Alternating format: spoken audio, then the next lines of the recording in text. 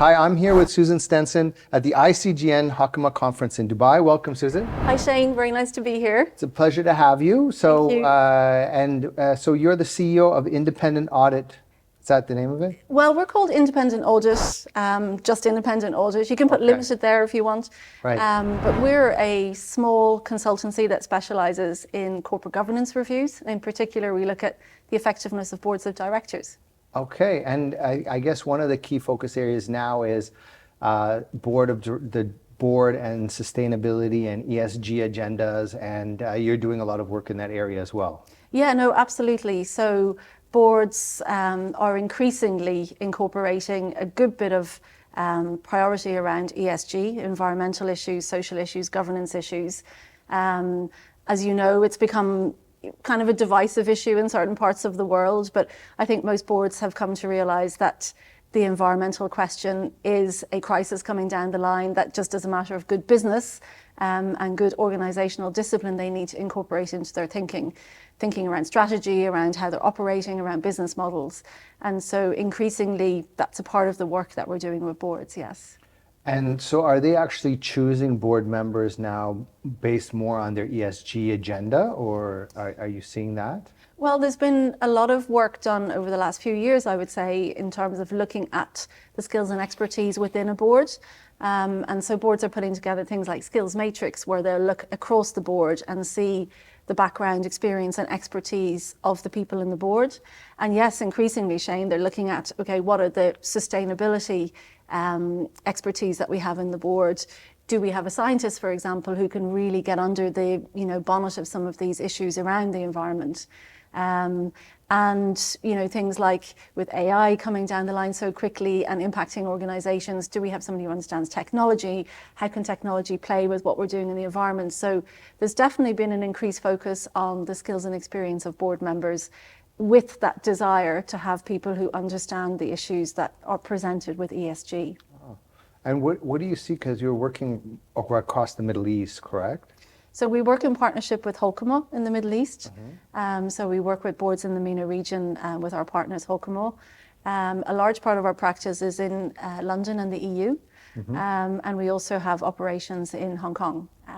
So yeah. So global perspective. So what do you see when you look at the skill sets that are really being required or in demand by these boards, and how does it differ from UK, EU, Middle East and Hong Kong?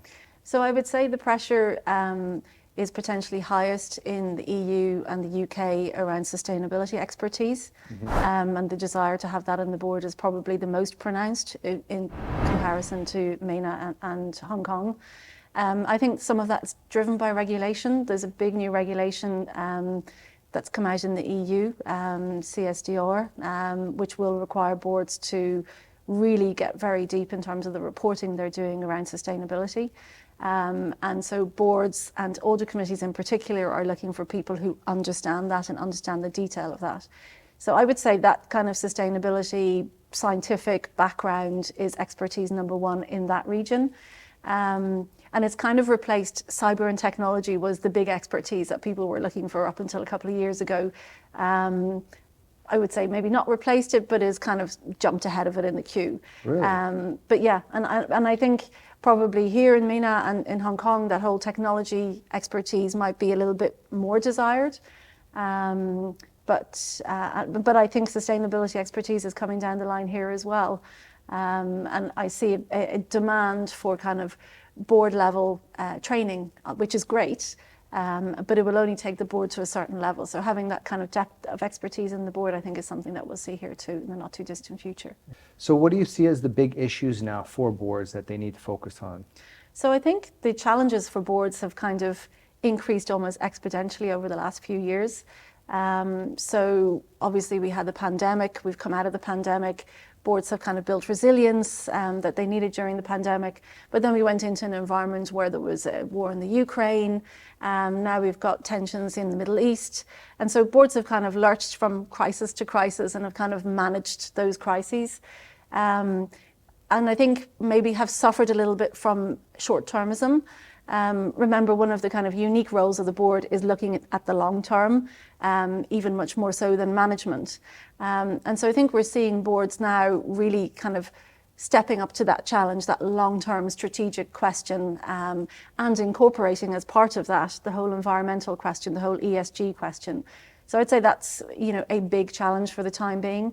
But I think coming hot on the heels of that is technological advances, digitization, AI, you know, how that's impacting both organizations and the boardroom itself. Boards are starting to ask those questions and are frightened by the answers because, you know, oftentimes AI is already in use in the organization, you know, without the kind of safety of a policy around how it's been used, how privacy has been respected, et cetera, et cetera. So I think next year that's definitely a topic that we'll see raised right to the top of the board agenda.